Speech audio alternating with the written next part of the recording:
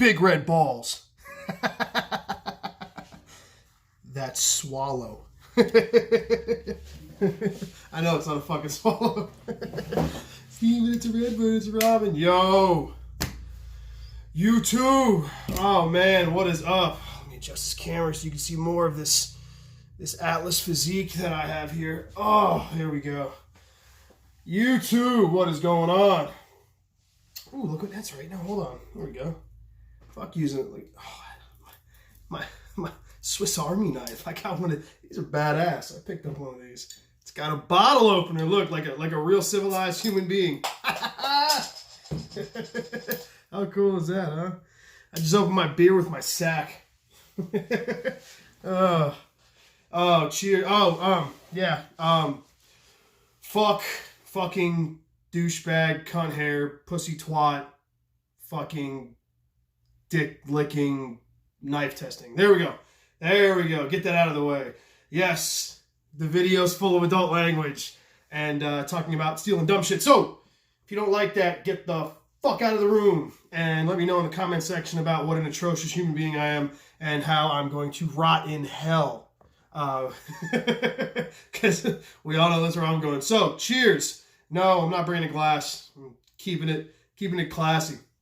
Well, the beer today, the beer I'm going to start off with, I say that is my, the Dogfish Head 90-minute IPA. Any of y'all like really love drinking beer? You love drinking different types of beer, and you just end up buying like a bunch of different six packs, and like all of a sudden one day you open up your fridge and there's like 14 single beers in your fridge. Well, that's kind of where I'm at today. So we're going to start with this. This is my last IPA, and then we'll see what else is in my fridge.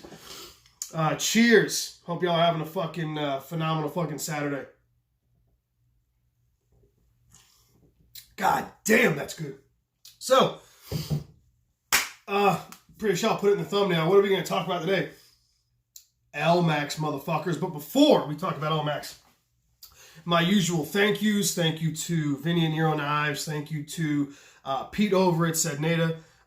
Like I say all the time, without those two guys, y'all wouldn't even know I was here. Thank you to Stasa23, Patty, Slicey Dicey, all the guys that ever shouted out my channel. Love them knives. He shouts out my channel, man, and I'm just thankful for all the love, man. Other channels that you should go look at, go through that roster yet again. Outpost 76, Banner 24/7, Blade Banner, In the Pocket, Blue Collar Survival, Woodland Tactical. Like I said, Big Red EDC, my man. Thank you. Big shout out to Big Red for sending this to me for no other reason except for the fact that he's a great fucking human being. Go check out his channel. Sharp Thinking, even though he's a fucking communist. Jack Farm Boy. There, I said it, Jack. Can I have my fucking dog back now? And three smaller channels that I want to shout out to. I Heart Them Knives. Mike, who's a phenomenal human being, who's actually an amazing sharpener and a hell of a leather worker. He does some, Patty won a giveaway of his and he got a leather wallet. And he also makes the nicest strops the world has ever seen. With beautiful, really, really high grade leather. I don't know where he finds it from. Alex's Knife Box, who's a really good friend of mine. He is a hardcore tactical operator who just happens to be into knives. Knives of all sorts. Guy likes Bally's. That guy could find, I don't know, you can give him a fucking Z Hunter and he'd find something good to say about it. He's a fucking phenomenal dude. And then my other boy, my brother from another mother, Bama Knife Guy. If y'all don't know who Bama Knife Guy is, he's a buddy of mine. He started a recent YouTube channel. Recently, he had his dick replaced, so go give him some love. Tell him Super Seal Steve said good luck with the dick replacement. We all know that can be hard. That can be tough. So hopefully they made it bigger for you, buddy. Hopefully they make it bigger for you. I'm hoping for your wife's sake. They did. Oh,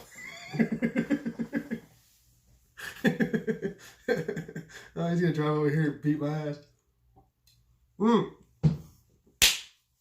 Now, that's the other thing I want to say.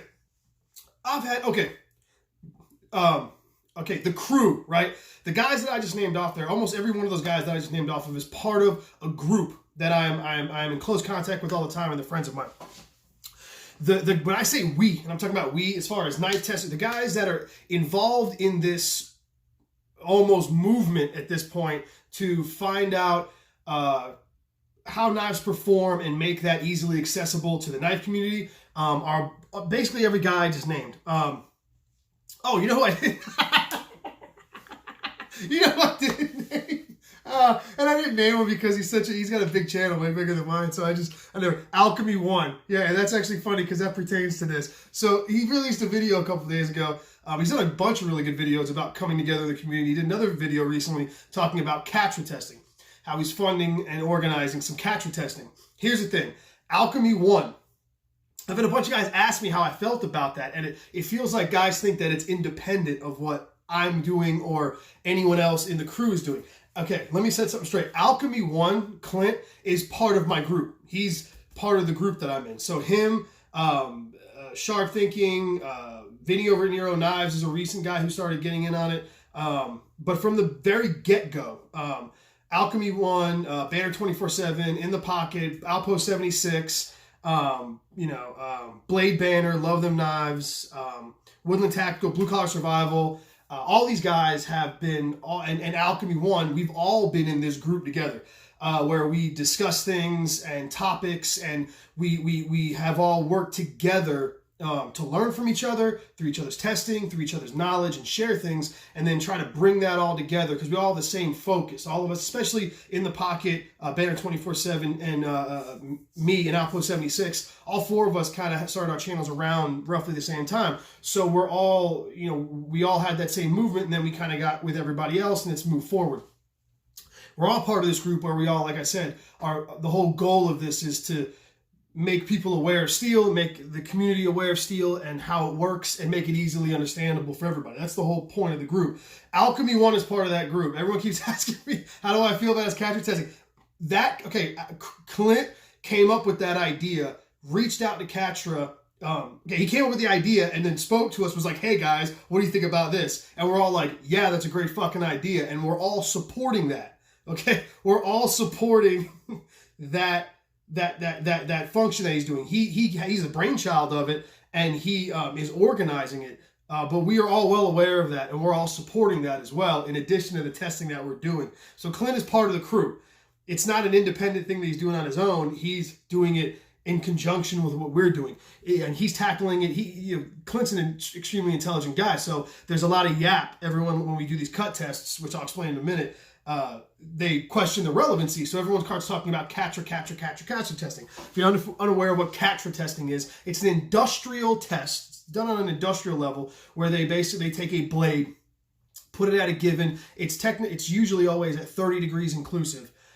They sharpen it there using water-cooled jets, water-cooled grinding apparatus, and then they put it on a pneumatic machine that cuts along about an inch section with an exacting amount of pressure with a type of cardstock that has 5% silica impregnated in it, and it gives it does a very specific amount of pressure and a very specific amount of distance for a specific amount of time, and based on that, it's created for industry. So if based on those results, you can directly compare two steels with the same edge geometry and the same Rockwell to each other, especially in an industrial setting. And the reason I bring that up, so anyway, my point is, everyone kept talking about Katra testing. Cool, no problem. Clint said, cool, no problem. Hold my beer. He reached out to Katra, and we're in the works to getting, I think we actually met our goal now, thanks to members of the community donating money and us donating money, and we're going to have knives sent there, and we're going to have them Katra tested. This is part of the crew. Clint's part of the crew, In the Pocket's part of the crew, Banner 24/7, Woodland Tech, it's all part of the crew, okay? These are all guys that are part of this and have been part of this operation from day one. Now, that's what I wanted to say real quick, because I had 10 guys ask me how I felt about what he was doing, and I'm like, I'm a part of what he's doing. We're all a part of what he's doing. We're doing this on a multifaceted level. While me and Outpost 76 are doing cut testing, which is real world, we're doing real world testing that affects you, the end user. Guys wanted to harp on about Katra testing because it's more scientific. So he said, cool, no problem. So now he came up with the idea, and we're funding this idea with members of the community to then take it to a full-blown scientific, everyone wants to scream Katra, right? We're taking it right to the source that all the naysayers and Monday morning quarterbacks want to bring up. Okay, so again, it's just another point of data that we're building on, that we're going to connect directly and put this whole pool of data for everyone out there, for you guys to see and look at and understand. So cheers to Clint, but Clint is part of the crew. So guys, quit asking me how I feel about it. I support it. Like I tell everybody, he's part of the crew. I don't know why there's a disconnect there. But yeah, he's part of the crew. We're all doing this together.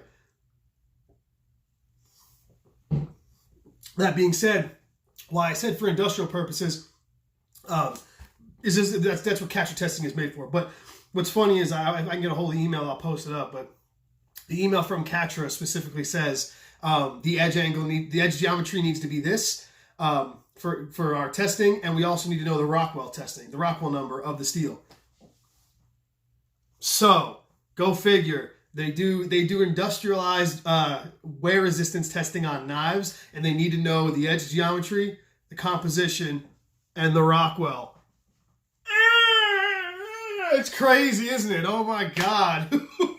Who would have thought? Who would have thought they needed to know that information to make comparisons? Cray. Interclass and cross-class or interclass comparisons. Regardless, they need to know that information.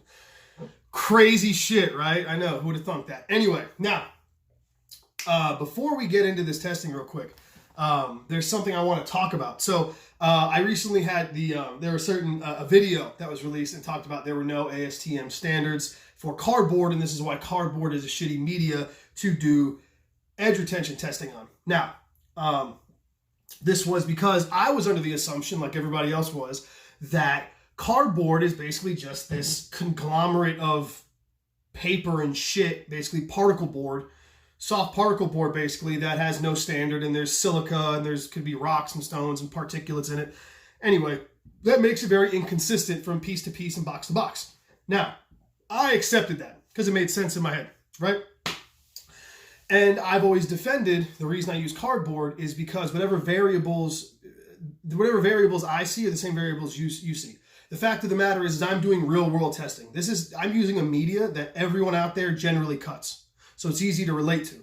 So if the cardboard's super inconsistent, that's fine. But the cardboard you cut at home will be super inconsistent as well. So to me, when you do a Katra test, these very structured tests where they take away two important things. One, they cut silica, well, three things. One, they cut silica impregnated cardstock, which you don't cut at home. Okay, so it's really only a comparison. It's not going to tell you, the Katra tests are not going to tell you how many zip ties or how much cardboard it's going to cut. It's only telling you how much cardstock it can cut. And unless you cut cardstock, it's irrelevant to you. But it can give you a relative difference between two steels cutting the same material, right? But that's why I don't really like Katra testing. Secondly is pressure.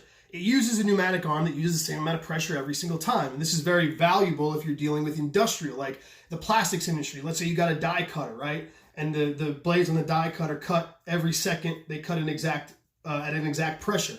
Well, that's relevant if you want to understand that what happens at a repetitive motion. Fact is, when you go cut shit at your house, you don't use the exact same amount of pressure. You just pick a big old goddamn your knife and you turn around and you cut with it, okay? So the pressure varies. So whatever variances are in the pressure that I use to cut are the same things you're going to do. So I don't think it's irrelevant. Everyone talks about controlling all the variables in a scientific test when that's not really what happens. Scientific method it dictates you have controls based on what you're trying to observe and what you're trying to measure, right? I'm not trying to measure pressure. I'm not trying to measure silicone impregnated cardstock. I'm trying to measure steels with the same edge. My controls are edge geometry and edge finish, okay? And what I'm trying to cut, the other control is cardboard. Pressure doesn't make a difference, right? It's not a control that's relative to what my experiment is. But guys love to talk about it anyway. And the third is lateral pressure. When you cut, regardless, whether you realize or not, when you cut through things, even if you're making a straight cut, there are small movements in your hand like this, okay? Even through cardboard. And that gets exaggerated at the edge because the edge of a knife is very fine. And what happens is as it's going through material, that little wobble, that lateral side-to-side pressure from whatever you're cutting through, that's really a huge factor of what damages your edge and makes your edge end up dulling, failing, or really those little microchips we talk about on the edge. It's not just a straight impact. There's a lateral movement that goes on, and those little lateral movements damage the edge tremendously. When you do a Katra test, there is no lateral movement. That lateral movement that has when you cut, the human cuts, is not there. So again, Katra testing is really good for that parameter comparing two steels. and what they'll do in that situation. But the reason I don't think, the reason I stand my ground that it doesn't pertain to you guys at home or me here, because of those variables. Those variables that are taken out are variables you do experience at home. So they're not relative to to edge retention testing as far as an everyday scenario, right? I still support what we're doing though with the Katra testing, because I really want to watch that correlate with what we're doing now. But these are the reasons why I've always fought that. Now, that being said, that I'm 15 minutes in, I did some research on cardboard. First off, cardboard is not the technical term. Cardboard is a general term used for any kind of pulp-based, heavy-duty pulp-based paper product, basically, right? Technically, what we've got here, this cardboard right here, this is called corrugated fiberboard. And fiberboard consists of two pieces right here and a fluted middle, okay? Two liners is what they call them. Two liners and a fluted middle. Now, that's corrugated fiberboard. There are, in fact, ASTM standards for corrugated fiberboard. I found them and I posted them on my Instagram. I might post them up right here. If I do, you'll see it. You would have saw it now, I know. So there are standards for it. Now, the next question everybody says when I posted that was, well, we're talking about the composition. What cardboard is actually made out of? It's very random. And I thought the same. But then I started doing some research into how corrugated fiberboard is actually made. And the results shocked the shit out of me. So, how this stuff is made. First off, the reason everything's brown like this is because it's untreated. If you see white cardboard, that's because it's bleached. This is the natural color. What they do is they take softwood trees. An example of a hardwood would be like oak. An example of a softwood would be like pine, right? They take softwood trees, they cut them down, they take the branches off, they strip the bark, they throw them through a wood chipper, they cut them up. Then they take those and they go through a cleaning process, which uses air and a vibration table, basically. They do this to sort food a lot, like fruits and vegetables. They'll do this to sort food that is coming from a field, to get like potatoes, to get dirt out of them. So this gets all the dirt and everything out of them. Then they're mashed into a pulp, a very, very, very fine pulp, okay? After they go through the pulp process, they're then washed again, and then they're mixed with basically distilled water, basically, mixed with water, mashed into a very thick paste, and sheeted out and dried. That's how you get these liners right here. And then you get this middle fluted liner as well. And then they're put together like this, right? What's interesting is, when you read about it, it really makes sense. So that's it. There are no, unless the company adds, let's say, different layers or they're thicker or whatever, but we'll take this one for example. If you look at this, there is no, okay, you see in here, there are no, there's no adhesives or anything added to make fiberboard stick together like this. Why is that? Well, it's really simple. When you take, wood is made up of what's called cellulose, okay? I know cellulose from the food industry, because when you take wood and you basically, you turn it into dust, super, super fine, basically sawdust, right? This wood stuff, and you clean it, it's called MCC. They call it microcrystalline cellulose. It's just a really fine version of pulp, right? You see this in the food industry a lot. People use MCC cellulose in the food industry for a lot of processed goods, like I guarantee if you look at the back of like some really shitty chicken nuggets, it'll say cellulose. That's wood. They use it a lot because it's an emulsifier, and it adds bulk because it's organic, it's digestible, but it adds bulk to the product, and it's an emulsifier. And if you don't know what an emulsifier is, an emulsification, it would be like mayonnaise or a salad dressing. An emulsifier has the ability, so when you take vinegar and oil and you put them in a bottle, right, they separate. So water and oil will always separate. When you add an emulsifier like egg aluminum, however you say it, alabumum, whatever it's called, egg alabumum, whatever, or lecithin, like soy lecithin or something like that. Those are emulsifiers. So what that means is you add that to it. Mustard has lecithin in it as well. It's commonly used in salad dressings. You add mustard or egg or whatever. And what an emulsifier does is it has the ability to grab a water molecule and grab a fat molecule and hold them in suspension. So that's what an emulsification is. So when you look at mayonnaise is like a really hardcore, thick emulsification. You add, your vinegar, your lemon juice, and eggs, and then you literally blend them. You can do this at home. You put them in a food processor and whip them, and then as you add the oil, because there's so much egg in the mixture, there's so much albumin in the mixture, so much emulsifier, it can thicken to the point where you have scoopable mayonnaise, right? Or if you were making a salad dressing with oil and vinegar, if you added let's say 2 teaspoons of mustard, usually Dijon, and shook it up, it would stay, it wouldn't separate. Or if it did, it would take a lot longer because of the emulsification factor. So that's what an emulsifier is. Now, why is that pertinent? Well, there's no binders in basic moving boards. There's no glues or anything to hold this mass together because this is quite literally 100% cellulose. It's its own binder. Once you mix it with water and they press it, it holds itself. Another thing, if you look at cardboard and you look at it real well, there's very, very, very little impurities in it. That's because it's just wood. It's quite literally just wood. There's no additives. And this has been cleaned and washed 2 or 3 times. And that makes sense because when you buy boards, when you buy cardboard, it needs to be consistent every time you buy it, right? If it's a moving box, some boxes are tested for crush weight and corners. Food boxes are often done that. The reason, again, another reason is when you get cardboard wet, what happens? Fucking swells up like a blimp and it falls apart, right? That's because this has no water in it, okay? And there's no binder, there's no glues or anything like that. So holding it together, the cellulose, what it's literally made out of, binds itself. But when you add water to that, it swells the fuck up. It emulsifies, it pulls in water, right? It pulls in water, it swells up and it loses all of its stability and it falls apart. This is why if you go to the supermarket or like an Aldi's or something, or at least in the food service industry, when you get produce or anything that's in a cold environment where it can pull moisture in a cardboard box, they're usually covered in wax. The board's usually layered in wax, and that wax is to keep moisture from getting in the cardboard and limiting the absorption, because the more water gets into cardboard, the more moisture, the more it swells up and the weaker it gets because there's nothing holding it together but itself. Now, why do I bring that up?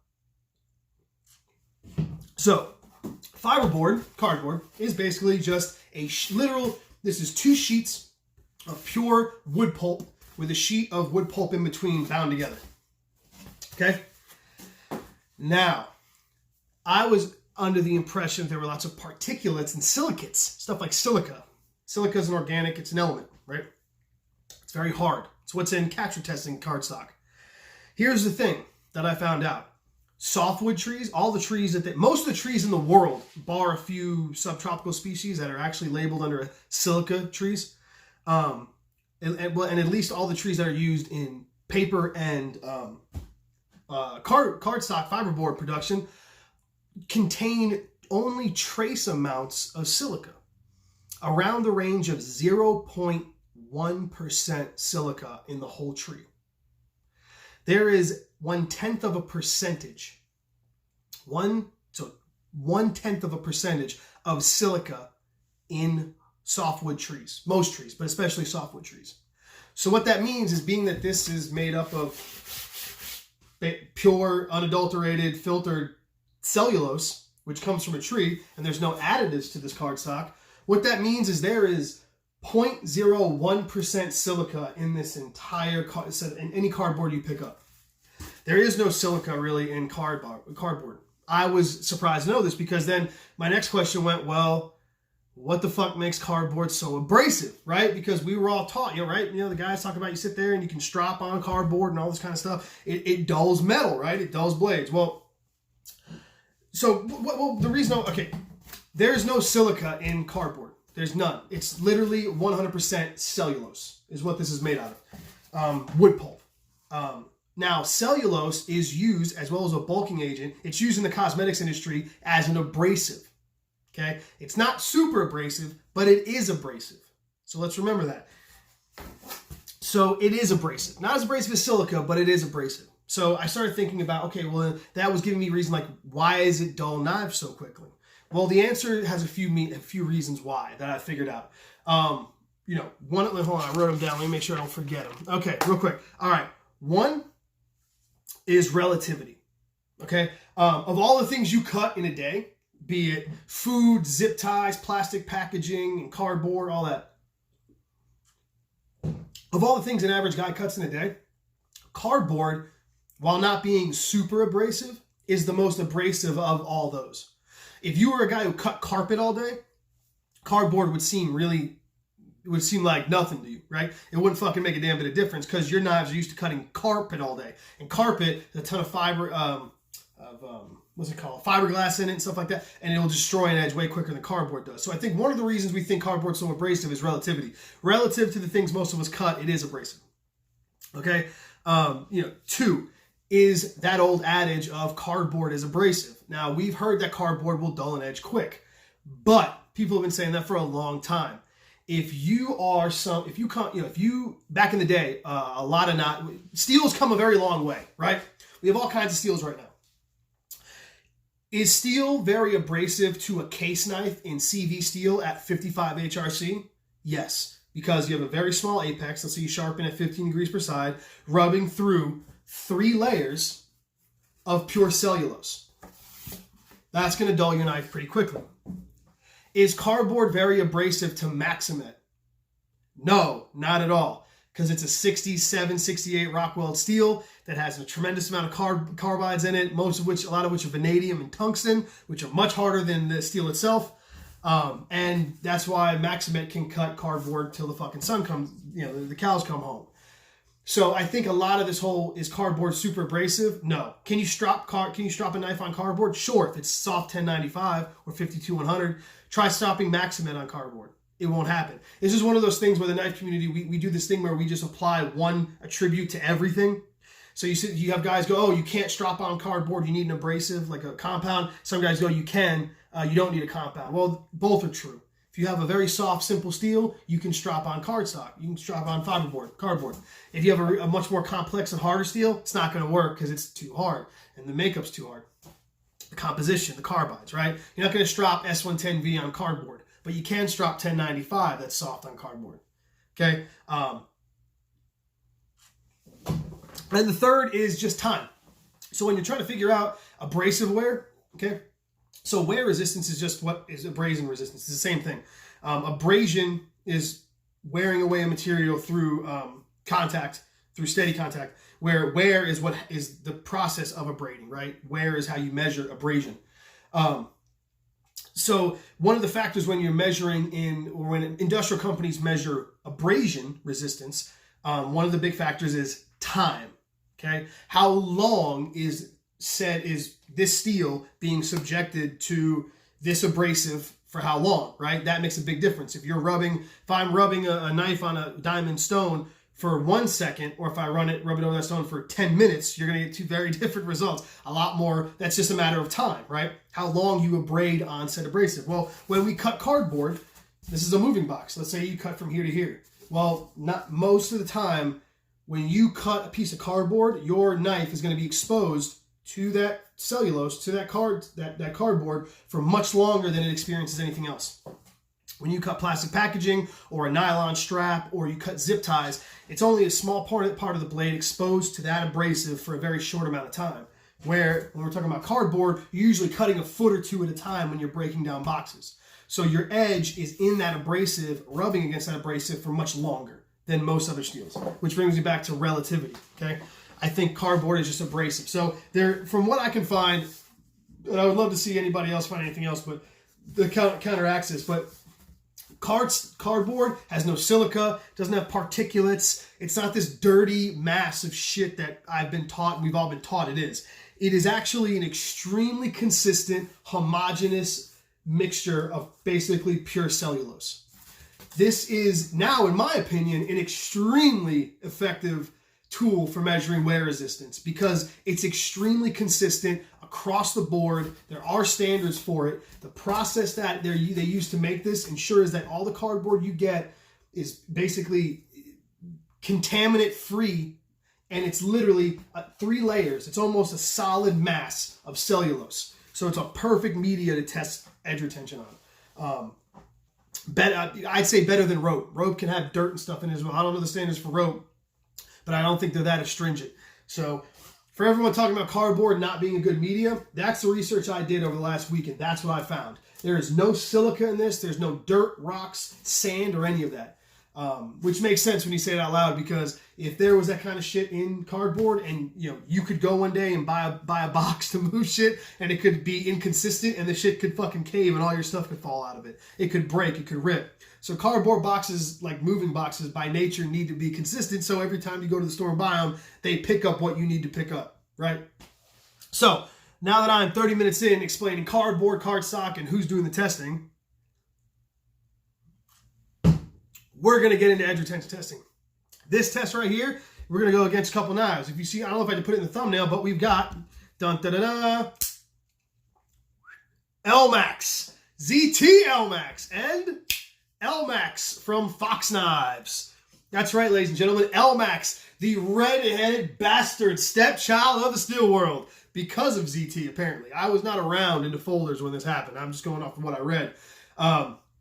Elmax always blew me away, the bad rap that it got, because if you look at Elmax is just a notch, just a hair under M390, 20CV, or 204P.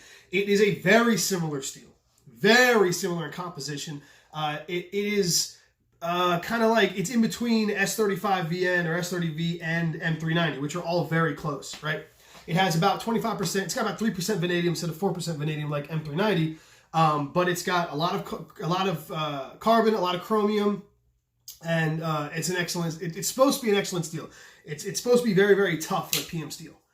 I've never tested that. Maybe I will one day. We'll find out. Maybe I'll snap this guy in half. But, so Elmax, the redheaded stepchild. Now, I say ZT gave it a bad rap. Apparently they had an issue a long time ago with their heat treatment on this. I'll be honest, I thought it was honestly guys dealing with burnt steel at the edge and not fatigue steel and not removing it. But I'm going to I think I was wrong. Why do I think I was wrong? I'm going to tell you right now, just from sharpening these two, these feel like two totally different steels. I had to reprofile both of these. The gentleman that sent me this one, the edge was kind of jacked, and I had to reprofile it, obviously, to 15 per side. I had to reprofile this one to 15 per side. This took a whole lot longer. This went really, really quickly. Not only that, but the edge that came up on these, this is a much crisper apex. It's much crisper and harder. It's got a lot more bite. Whereas this one feels dog shit soft. I mean, I could be wrong. We'll see in the test. But this stuff felt...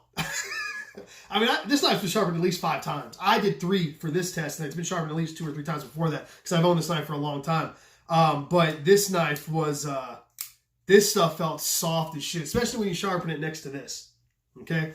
Now, Elmax, right? I said it's very close to M390, 20CV, and 204P. So, in the spirit of all this Rockwell talk and everything like that, and composition and all that, I thought, why not throw in a 20CV knife? Oh. So, in this test, it won't just be Elmax. It will be Elmax up against 20CV. And the reason I'm doing that is to demonstrate, because, and I'll get into this later. This is actually Sharp Thinking's knife. I've had this thing forever. I'll get into this real quick at the end of it. But yeah, so there we go. I'll talk about it at the end of the video. Let's get to the cut testing. Here you go. 20 CV, Elmax, going head to head, 3 different knives, 15 degrees per side, 1 inch section, cutting cardboard till it no longer shaves arm hair, and it will no longer cut paper for the working edge. So, all the same edges, all ready to go. I will, like I said, I will say this seems soft as fuck. If I had to rate these at where I think they will perform, I will say like this. I will say that I think this Fox Knives will probably do the best. This is somewhere in the middle. And I don't have high hopes for this Elmax. This shit was like, it reminded me of that Lion Steel. It was just baby shit soft. So, there we go. Without further ado, testing.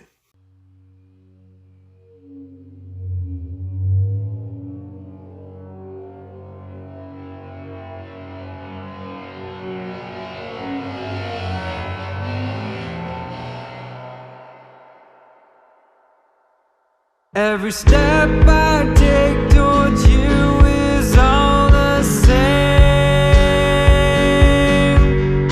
as lightning stopping my heart when I hear your name. Anxiety's making the sweat drip from my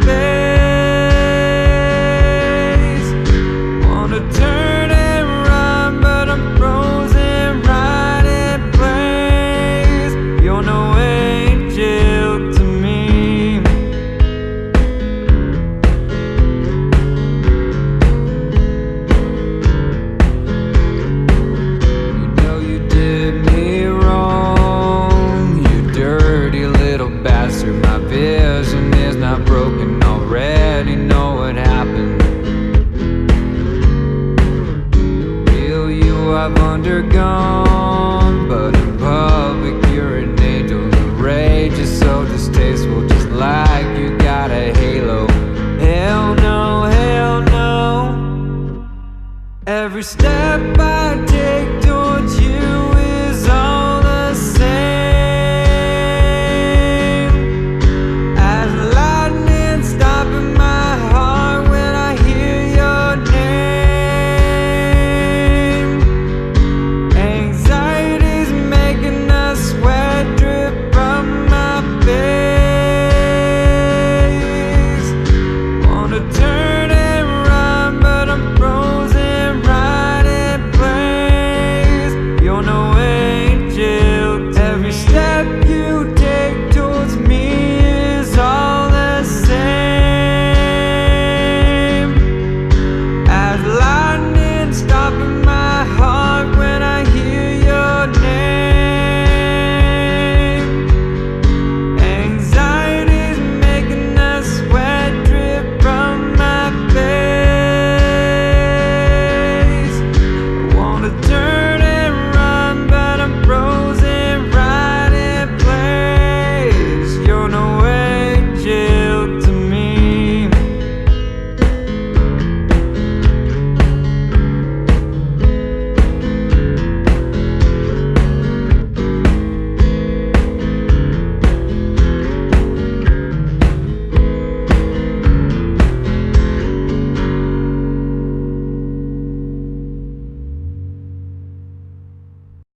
There's something about the dark that reminds me to open Hell's Gate and watch the Reaper catching all the souls while they're sleeping. Oh, it's a perfect night.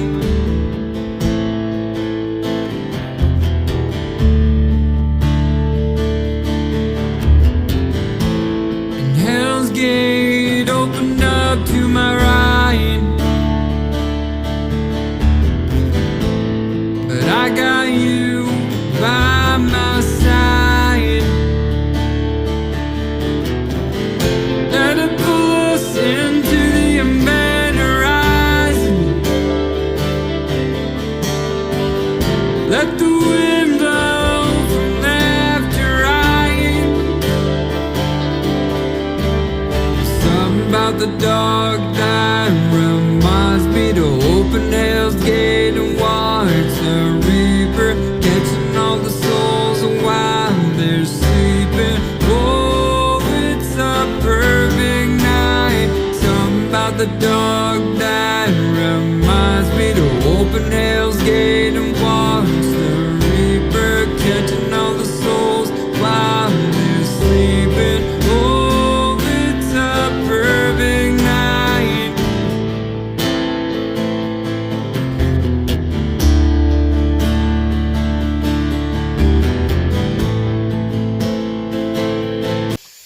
Oh, God. Ugh. You know, when you're wrong a lot, it's nice when you're right. The new beer for the second half of this is going to be one I've never tried. Voodoo Ranger Imperial IPA.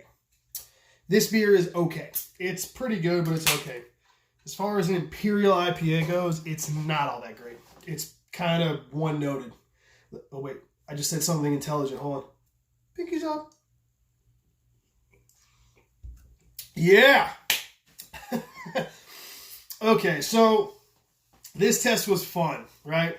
So this test, kind of inadvertently made me think of some points that I want, it's a good demonstration. It's better than I thought it was going to be. Okay, so here's the thing. I get a lot of shit right now, right? Everyone keeps talking about this, and I hate when they say this HRC or Rockwell or hardness controversy. I've said it once, and I'll say it a million fucking times. There's no controversy, okay? The hardness of a steel directly impacts its wear resistance, its toughness, its edge stability. This is just science. There's no controversy. Okay. Now, what everyone keeps throwing their hands up at is you can't get mad. You can't use a Rockwell tester. Right? You can't just go off that number because that's not a really good representation of the hardness of the steel, which is horseshit. Because it's quite literally designed to give you the hardness of the steel. Okay, as long as it's a certified machine with a certified operator It's not, like I said before, guys, it's not fucking rocket science. It's a lot like the gauge on your car. All it does is it measures a distance and gives you a number value. Period. Okay? Period. It's that simple. Guys can throw bullshit all they want. Now, I get a lot, then comes the argument a lot of like, HRC isn't everything. HRC isn't everything. Well, no fucking shit, Sherlock. Okay? Nobody ever said HRC is everything. The hardness of a steel is a factor in this in the formula of edge retention and toughness, just like composition, carbide volume, and edge geometry are. Okay, and blade geometry. All those things affect toughness and wear resistance and edge stability. That's a fact. No one's ever argued that. What I find funny is the same guys who turn around and go, the same guys who turn around and they go, you can't really just look at a Rockwell number and make a basis off that, right? That's not accurate, right? And I've heard before, a couple weeks ago, Goodhart's Law, right? Goodhart's Law is basically, when you focus on one statistic or one area so much, it becomes irrelevant, right? To the whole bigger picture. And what's funny is steel composition was and is still being affected by Goodhart's Law. That's what I think is funny is guys turn around and they go, you can't base everything off of a Rockwell number. Okay, cool. But everyone up until now was and is basing everything off of basing a steel's performance off its composition. That's what everyone was doing. You'd sit there, reviewers were basing whether or not a knife its value is good based off the composition. No one was talking about the heat treat. No one was talking about the Rockwell. All people would go, okay, this knife's $175. Okay, well, you got Elmax and you got carbon fiber, liner lock, good fit and finish. Yeah, it's worth it. But if this exact same knife had carbon fiber, liner lock, and this was 154 cm, every reviewer on the planet would go, 175 is a little bit high. 154 cm isn't the best steel. Not talking at fucking all about the heat treat. Talking at all about how the knife performed for them because they usually don't use it that much against anything that would actually show you the difference. I'm sure this knife will cut foam just as well as this knife does, right? For just as long. You're not going to notice the difference in heat treat when you're cutting foam or whatever all day long. That's my point, man, is guys sit there and they get mad at me and they go, you're making HRC too big of a deal. Because it's a bigger deal. It's a bigger deal than the composition is. But everyone had no problem going along and going, yeah, it's $175 and it's got M390. Oh, it's a good value. It's a good steel. Just blatantly, flagrantly, blindly going, okay, well, it says M390 on the blade, so you know what? Must be good, right? Right? There's Goodhart's Law right there, guys. You turn around and you want to sit there and say, look at the composite, getting mad at me because I'm looking at the Rockwell reading against the actual cut results, right? Against cut results and telling everybody that, yes, if the Rockwell of a steel isn't hard enough, you're not going to get any better edge retention than a lower steel is blasphemy. Everyone gets mad about it. But the same reviewers turn around and go, oh yeah, it's got fucking XHP. XHP is, it's good. You're paying $80, you're getting XHP instead of S30, and it's better than S30. That's okay. But that's acceptable, right? Oh, man. Oh, hey, and to the Knife Nuts podcast, I'm not yelling. This is just how I talk. My voice carries, is what I've been told. I'm very passionate about what I believe in. So I'm not yelling at anybody. Those guys are cool. I met actually one of them at Blade Show. So yeah, guys sit around, and that was the other thing. Guys go, okay, like the Farrah Ford sisters. They go, well, HRC sells, right? Hardness sells, right? Remember, guys, it's a marketing gimmick, is what they tell you, right? Well, no fucking shit, Sherlock. When you go buy a car, right, the miles per gallon is a selling point, right? It's advertisement. This car gets 40 miles to the gallon. It doesn't mean though that the car doesn't get 40 miles. They don't just tell you. They don't tell you this Prius gets 42 miles a gallon, then you get it gets 15. No, they tell you it's an advertise, right? It's a marketing ploy. They say, look, they're telling you this car gets 42 miles a gallon as a selling point. Rockwell, while it is marketing, it's a selling point. There's a difference, okay? When you go, for instance, when you go, or you buy a Lamborghini, you go buy a sports car. They advertise the horsepower, right? They advertise the horsepower, 100%, right? Because that's a selling point. But if you went and bought a Lamborghini, right? Okay, here we go. Okay, HRC, Rockwell hardness of a steel in the equation of how it's going to perform is a lot like horsepower on a car, right? Is horsepower the single determining factor of how a car is going to perform, how it's going to go down a racetrack? No, it's not. But it's a very big one, okay? Can you look at the horsepower of a car? If you didn't see the car, right, and you just saw the horsepower number, right, could you make a determination of how that car is going to perform? No, not really. You'd have to move it, right? And that's exactly what we're doing here. So that's why I say, so if you, for instance, what we're doing here, if I took, a Lamborghini, right? If I took a Lamborghini and then I took a Honda Civic, right? And I put them on the same track and I raced them down, did a quarter mile, down the track, right? And they both finished exactly the same. Well, you're going to go, wait, that's not right. My Lamborghini is supposed to have 700 horsepower. That Honda Civic has 200 horsepower. What's going on, right? And then you're going to start looking to figure out why. Either A, that Honda Civic's got 1,000 horsepower, or B, your Lamborghini doesn't have enough, right? Or, there's other determining factors, which is what I'm trying to say. There's other determining factors other than Rockwell hardness. We all know that, right? But when I'm questioning Rockwell, I've already knocked out the other variables. I've already kept my edge geometry consistent, okay? And I've already kept the edge finish consistent. And I've already kept the cutting media consistent.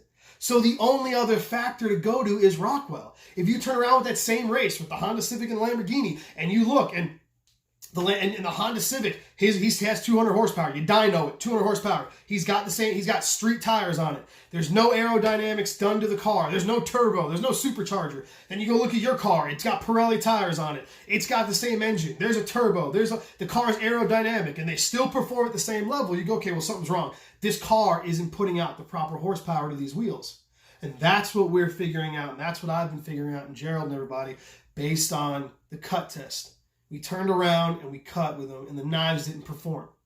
They didn't do as good as they were projected to do. They did the same as another steel that they're technically superior to. Chemically, M390 is superior to S30V and S35VN, but in the cut test, they perform the same. So the Lamborghini is superior to a standard Honda Civic, but when you race them down the track, they both finish at the same time. What's going on? Well, let's go look back, okay? Well, like I said, the tires, the aerodynamics, everything else is right. Well, something's going on with the horsepower of this car. There's not fucking 700 horsepower in this Lamborghini. Or it's not getting to the wheels, which could be another thing we can talk about later on when everyone gets over this HRC bullshit, heating during grinding, right? But anyway, that's what I wanted to get into, man, is, that's what HRC is. It's a factor in the whole thing. But no one ever said it was the end-all, be-all.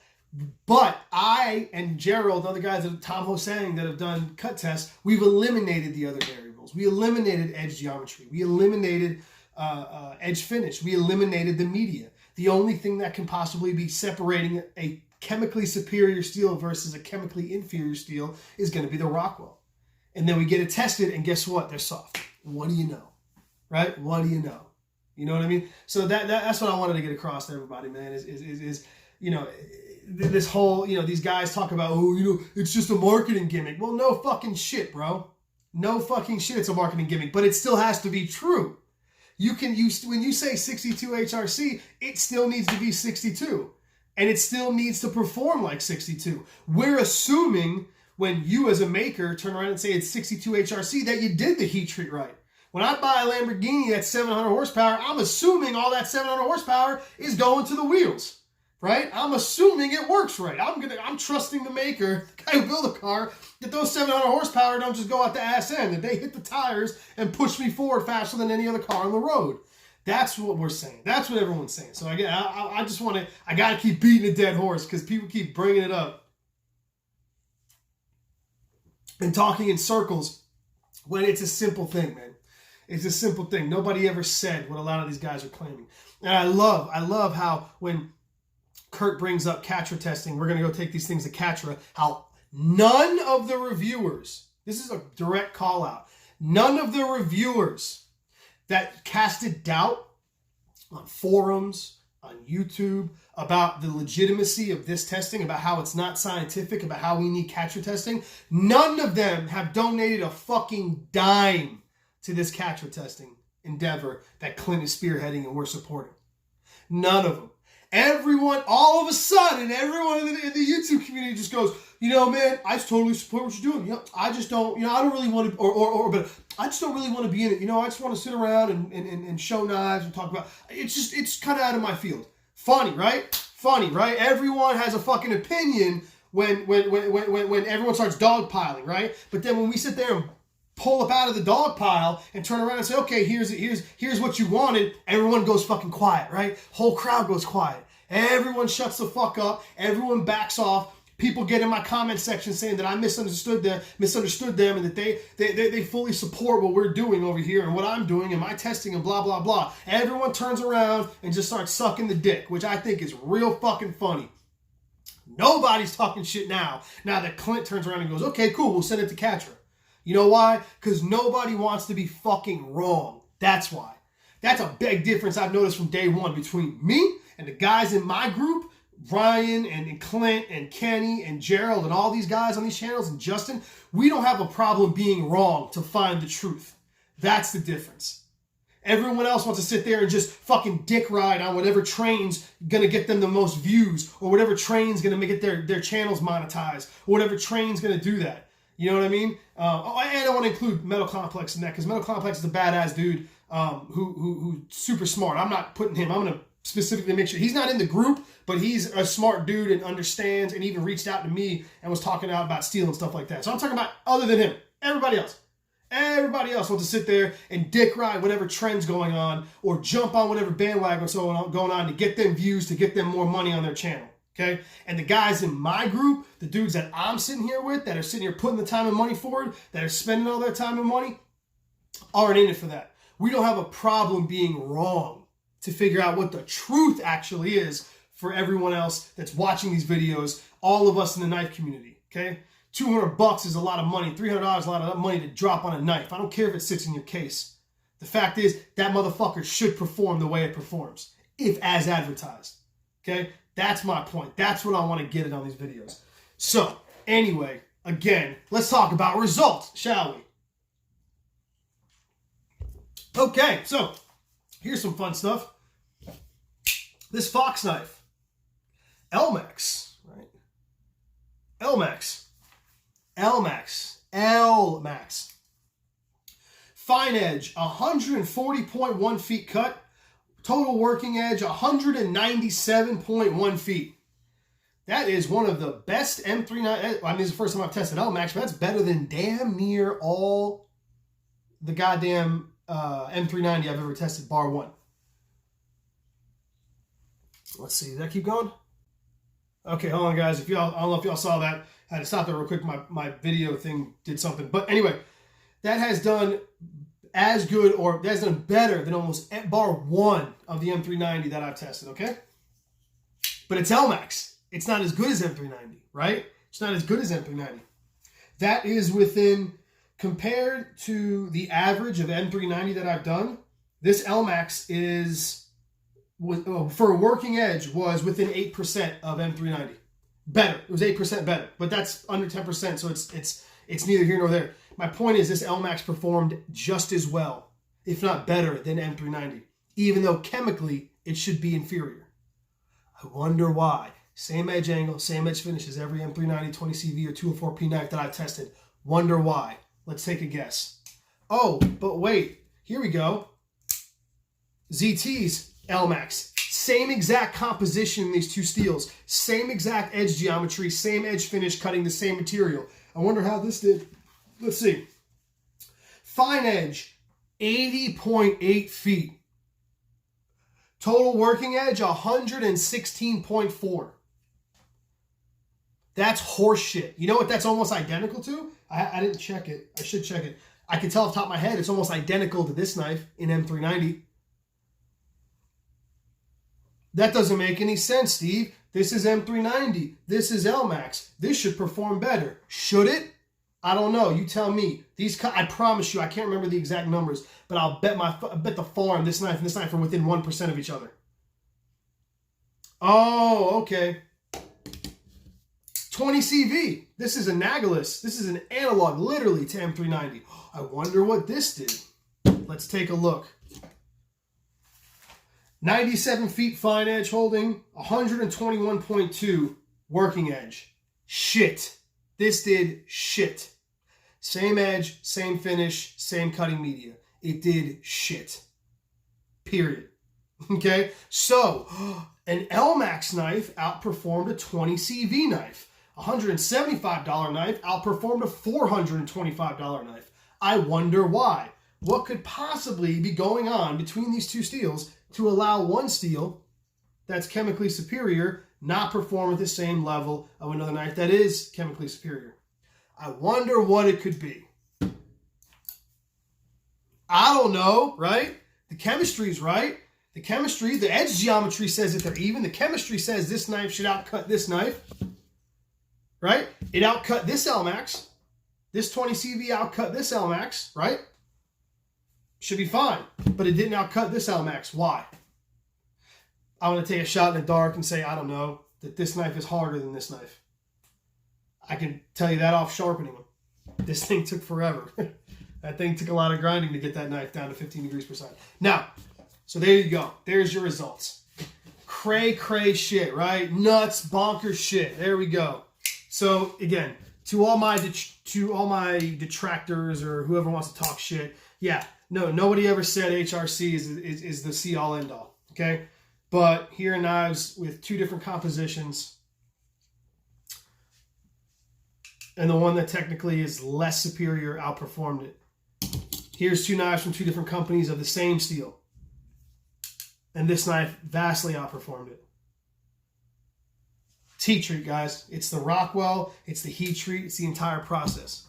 I can tell you right now, the difference between this steel and this steel, this knife and this knife, performance-wise, is minimal. You're talking 80 feet and 97, so you're talking, what is that? I don't know. The fine edge holding between these two steels is probably 18 or 20%. The working edge, 116 versus 121, is probably 2%, is what I would say. Probably 3 or 4%, somewhere in that ballpark, okay? So fine edge holding, this knife ran away with it. Working edge, they're nearly identical. The chemistry says this should do better. Why does it? Well, because this knife was... Why? This knife was better on every front.